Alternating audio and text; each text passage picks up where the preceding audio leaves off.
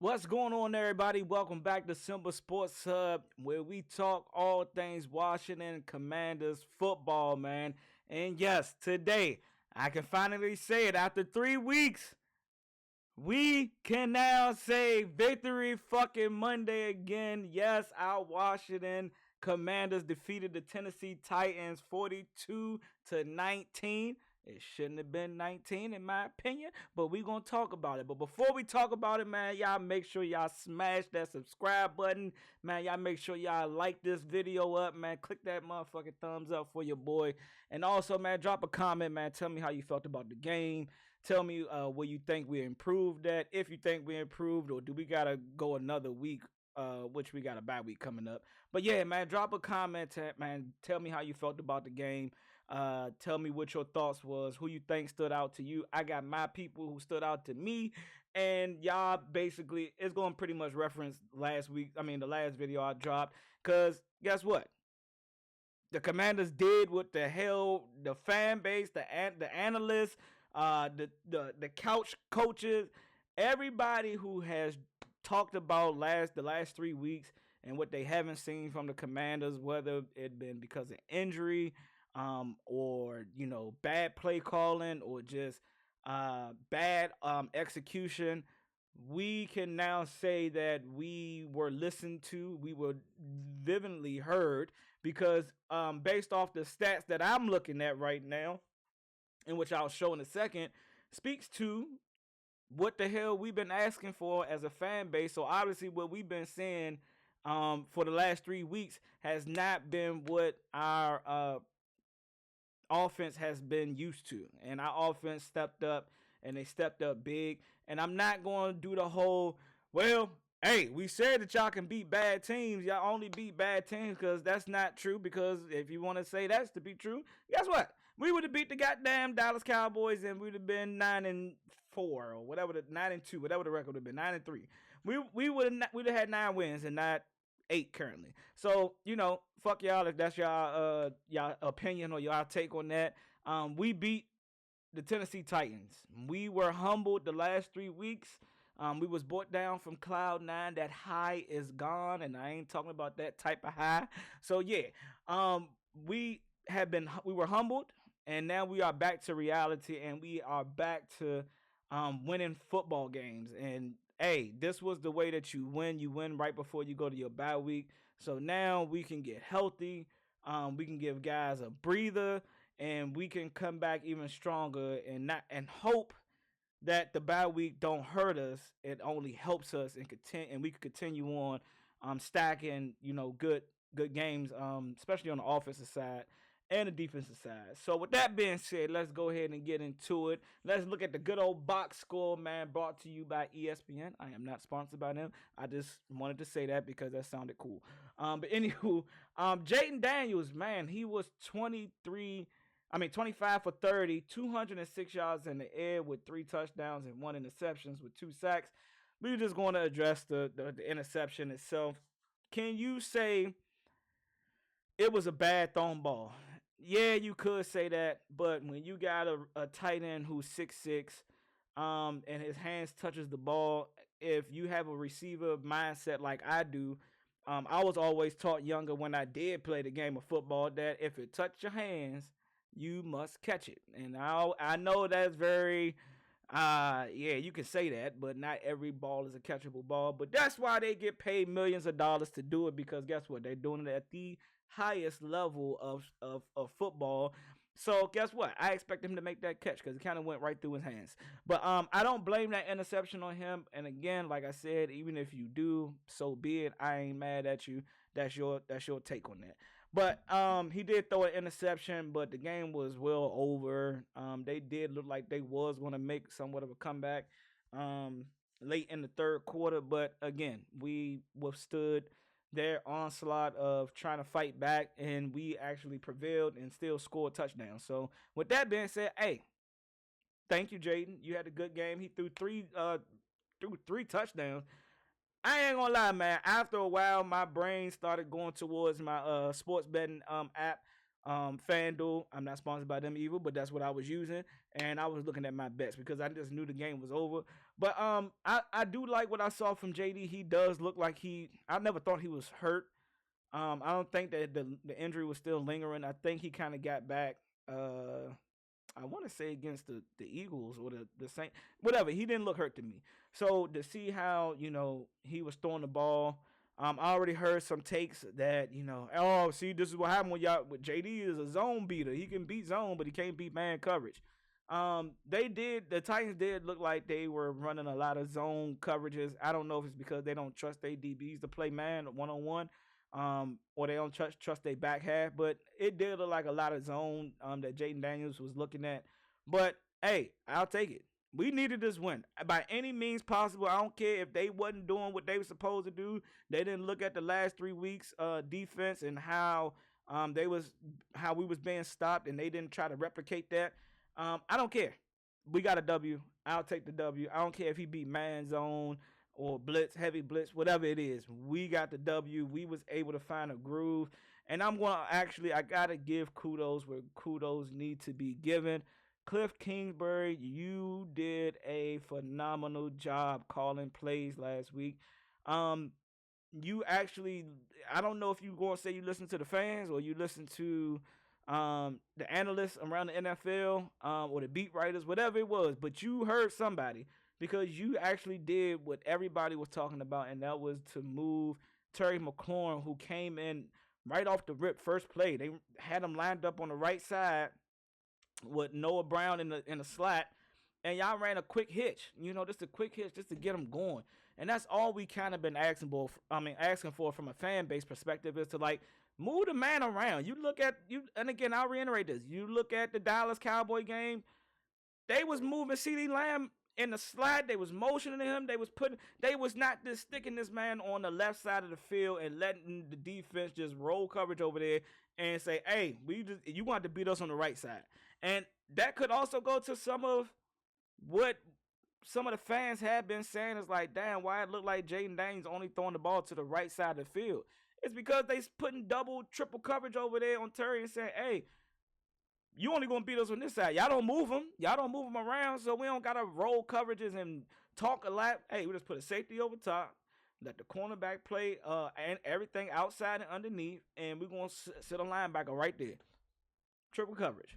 But again, I'm not going to say that's what it was, but the way that he got targeted, my man had 8 targets and had 8 receptions. That's the football that, the fans and quite frankly, that's how our offense is going to be as high-powered as it can be, is when we're getting our best weapons the ball early and often. And also, not only did we get Terry going, guess who else we got going? My man, Brian Robinson, went off. He took one early to the crib. I think it was about 40. Yeah, as long as it was 40 yards. I think that was the touchdown he scored. He had 16 carries for 103 yards. And not only did he have that, he had a great supporting cast. I don't know if he got hurt. I don't know if they were just protecting him and, icing, resting him, getting him ready to go into the bye week. But, because the game was out of hand a little bit, so they kind of set him down. And they went with Chris Rodriguez. And also, major shout out to Chris, man. You have been nothing but an outstanding professional with the whole number, the whole, being on practice squad, getting elevated up, being put back down. You have been an outstanding professional because guess what? You remain ready. And that's what they tell you, man. If you are a third string, if you are a practice squad guy, go about your business as if you are going to play that next week. And that's what Chris Rodriguez did because guess what? My man had 13 of them things for 94 yards, and he found the end zone at the end of the game. And, hey, man, it was just so much. It was so exciting to see my man score because of guess what? He hasn't been having many opportunities. McNichols, and you don't want to get an opportunity based off of man being hurt or 2 men, man being hurt and out. Shout out to Austin Eckler, man. Hope you're doing well. Hope and prayers up to you. Hopefully you rebounding. Take these 2 weeks off, my guy. Take these 2 weeks off. Get real well rested. Good Lord, I can't talk. It's Monday, so don't judge me. Whatever. I'm still a little excited. But he took the opportunity that was given to him, and he outshined. And not only did we hit 267, 45 carries. We hit 200 yards rushing. What have I been saying, y'all? If the people that have been viewing my content about the Commanders, what have I been saying week in and week out, even through the 3 losses? I felt like we fell off of how we're running the ball. Now, a lot of people can say, Simba, hey, look, guess what? We stopped running the ball because we ain't had Brian Robinson for those 3 weeks. Very true. Very true. And that could be very true. And I'm not going to test that at all. But at the end of the day, you still have to establish a run. I know Eckler and McNichols isn't Brian Robinson, as far as the physicality that Brian Robinson brings, and he not going down off the first hit. But at the end of the day, man, you still got to scheme ways to get the run game going, or continue to have that run game going. You know what I'm saying? Like even though Brian Robinson did not appear those last 3 weeks, today he showed that him being healthy and him getting 16 carries, my man can average, I think it was about 6.4 yards a carry. That's how you win football games. And I'm not trying to, sometimes you got to be a copycat league. You got to be a copycat and copy what some of the successful teams are doing. You look at the Ravens, you look at Kansas City, you look at the Buffalo Bills, even the Eagles. Like, you got to look at these top teams and say, man, how they doing it, man? How they still finding success in their offense? They starting off with the run. And I'm not saying that we got a Derrick Henry or Saquon Barkley, but hey, we got a Kareem Hunt type of running back. They are running the ball, and even though they're not hitting for, and I'm not talking about not Derrick Henry and Saquon Barkley, but the other running backs, James Cook, Kareem Hunt, and now they got Pacheco back, so that's good. But some of these successful teams, and yes, we not Detroit, we don't have Detroit running backs, but guess what? They are running the ball. They're setting up their pass with the run, and that's been football for decades. That's been football for decades. Yes, it's a high-scoring league now, but you score points by setting up your run, and that's how you keep defenses on their toes. You got to keep the run going, and you got to mix it up. You got to mix it well, man. You got to be in that thing, chefing it up, man. You got to blend them things together. And the offense complemented the defense, and the defense complemented off the offense, man, because throughout that whole game, man, we was controlling both sides of the football. Both sides of the football. Now, did the Tennessee have good moments on offense? Yeah, but that's a part of a football game. They're going to have success at some point in time, right? But we remain locked in. So major shout out to Brian Robinson, man. Major shout out to Chris Rodriguez for staying locked in and ready. Jaden Daniels, 9 carries, 34 yards. Major shout out to you, bro. Because again, you ran when you needed to run, and you looked like you was back to normal. You get what I'm saying? Jeremy Nichols even came in and gave you 6 carries for 32 yards. He looked like he was complimenting Brian Robinson and Chris Rodriguez. So major shout out. And hey, look, Terry McLaurin, 8 catches, 73. He didn't hit 100. But guess what? My man is now 3rd in NFL receiving, man. And I know the questions and talks. I know in our fan base, we veer him as a top 5 receiver. If you ask some of the other guys outside the league, they saying he's a 1B. He's not a real wide receiver 1. I always say that. But me personally, I think he is a 1A. Do he need somebody to compliment him? Yes. We thought it was going to be Jahan Dotson. Obviously, that didn't work. But hey, we still searching out for that. Noah Brown has been playing some good football. He actually had three catches before he got hurt, and I hope he good. Rest up. Yeah, we didn't need you to come in and finish the rest of that game because guess what? We had it under wraps. You was good to go.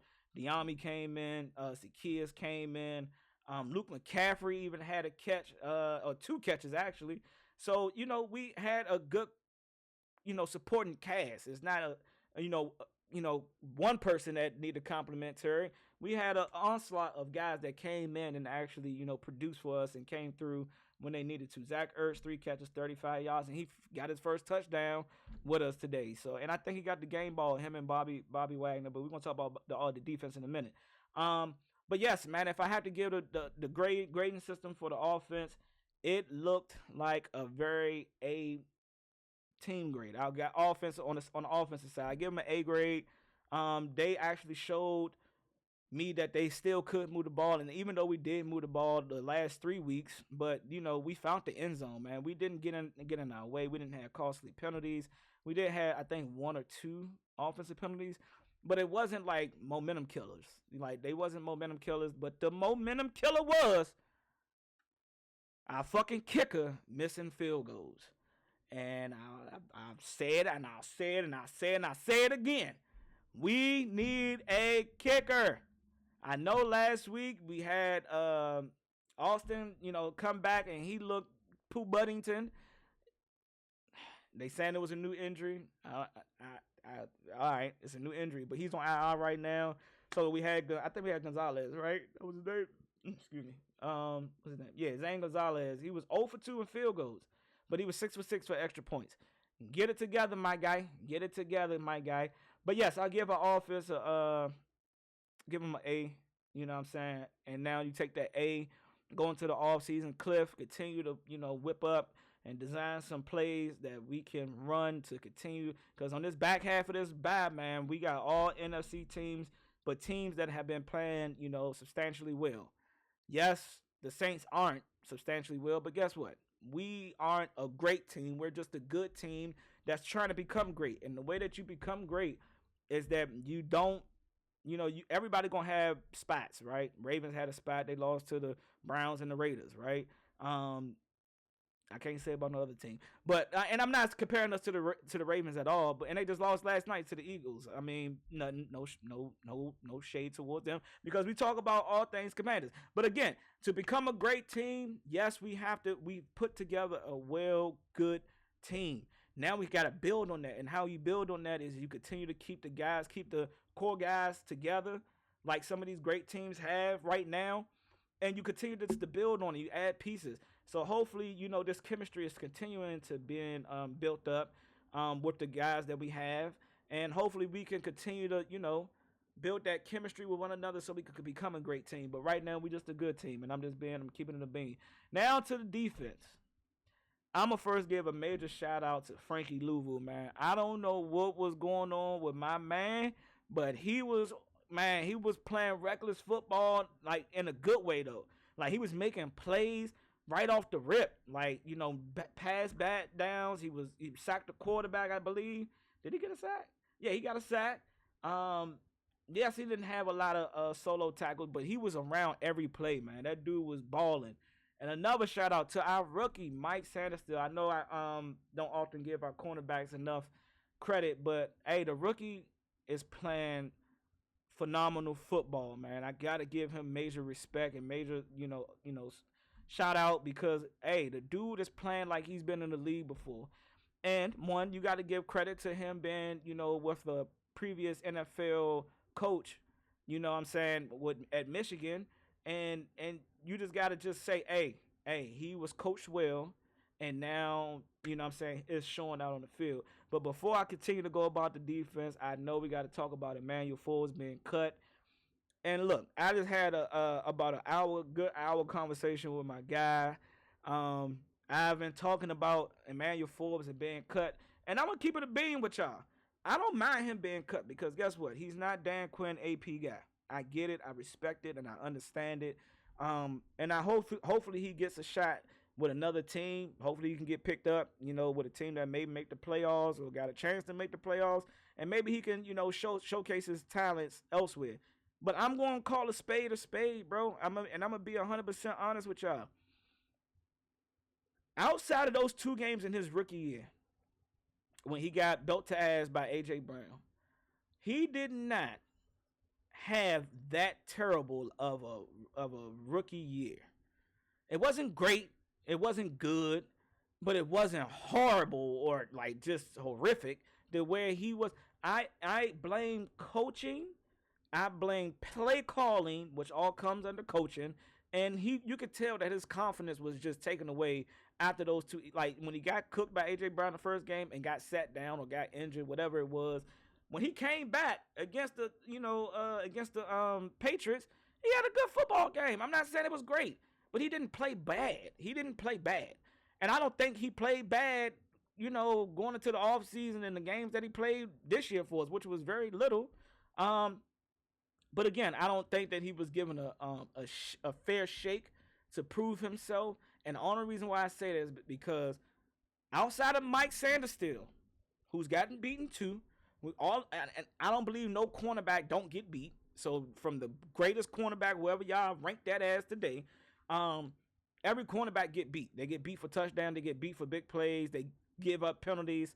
Um, so when I say this, I don't think Emmanuel Forbes would have played any worse than what we got from Noah early on. He's starting to play better. I got to give him credit. Noah's starting to play a lot better, tackle a lot better. He's actually putting himself in good position to make plays. Um, I don't think I don't think he could have played any worse than Michael Davis, who still has shown moments that he don't like to tackle, but he's do good jobs in coverage, all the way to 20. All right, I'm not gonna say 25 no more. I'm Benjamin St. Juice, who has given up a multitude of plays. You can't tell me that he did not at least earn some type of playing time to see if he could have shook off that confidence or regained that confidence that he lost, from the last season. You can't tell me that. And if you are gonna tell me that, I need to see some supporting documents. I heard people say, "Oh yeah, he got whiffed on the tackle by against the Bears by Swift." Man, that Swift make a lot of people whiff on tackles. He's not the only one that made him. Like, if that was the straw that broke the camel back, nah, bro. Because I didn't see Michael Davis get whiffed on tackles still. I didn't see Mike Sanders still, but I'm not gonna say nothing because he shows up more than he don't show up. So I'm not even gonna bring up Mike Sanders still name. I didn't saw Benjamin St. Juice make business decisions. And I'm not even saying that play that he missed the tackle on was a business decision. He just got caught. But again, I don't expect our cornerbacks to be top fucking 5 in tackling. That ain't what I expect from my corners to be. As long as you in the play and you there and you make them cut back into the defense, into our linebackers, DNs, and safeties, that's all I can ask. And he did that more than he did not. So again, I don't think he was given a fair shot, but hey, sometimes you don't get a fair shot, baby. And just because you was a first round pick for us last year, and we got a new regime, don't mean that you won't get an opportunity, my guy. But wish you nothing but the best as you continue your NFL career. Hopefully you get another shot. Hopefully you're able to explore. And I respect Dan Quinn, man. He said sometimes a new change of scenery is what you need sometimes. And hopefully it's a coach that's out there that's seeing him and probably will want to bring him on and coach him up and get some type of decent play out of him. But all right, now back to our team. Deron Payne, Jeremy Chin, big shout out to Bobby Wagner, man, for having another 100 tackle season. But again, hey, from a defense perspective, man, I think we played good football. We kept Will Levis in the pocket and made him a thrower. And it bit us sometimes, with some plays. But also, hey, you can just see that he's still who we thought he was coming out of Kentucky. Was it Kentucky or whatever he came from? But again, they were a 3-8 team prior to us coming in, to that game. And we thought that they had a decent run defense.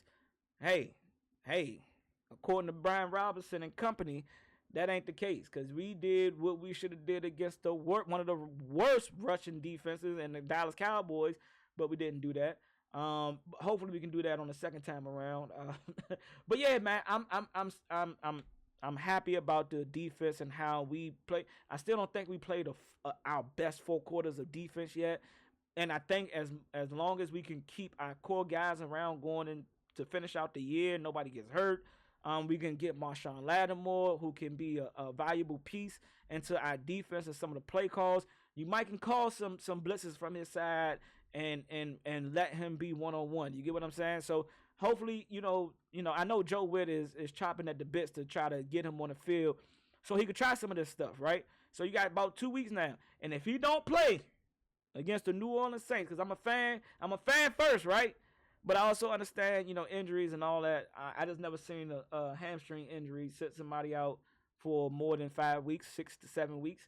It's like, no, I have seen it, but when you trade for a guy, I just wanted to see 23 play.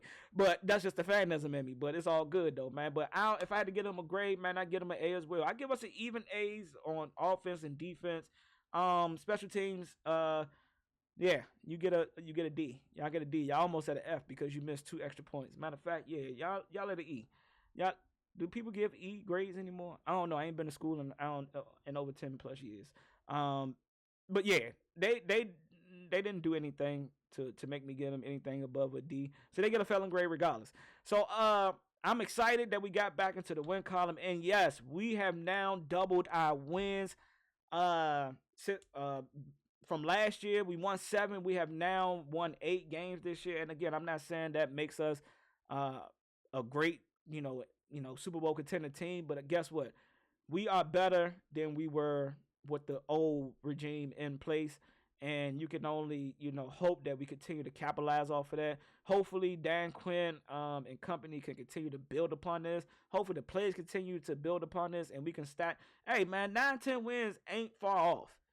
9 to 10 win season isn't far off from us, and I don't think nobody really had us winning 9 to 10 games, but we're here now. So let's enjoy the bye week. Let's get healthy and let's continue to get better.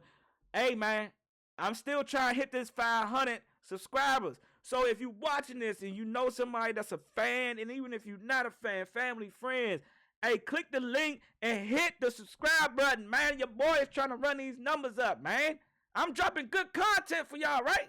If not, drop a comment down there and tell me what I need to do better so I can get my numbers up. With that being said, enjoy the bye week. Y'all won't be hearing from me for about a week and a half. I'm going to enjoy the bye week too. So, hey, with that being said, I'm out of here.